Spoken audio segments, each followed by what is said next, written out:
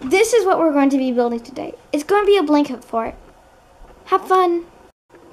So the first thing you have to do is to take 5 chairs and align themselves just like this.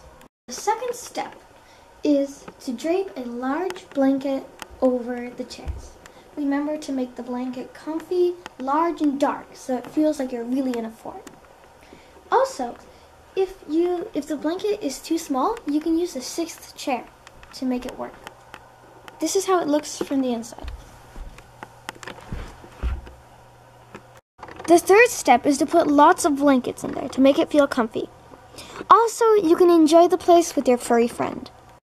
The second to last step is to place pillows all around the fort to close all light and to make it feel like you're really in a fort.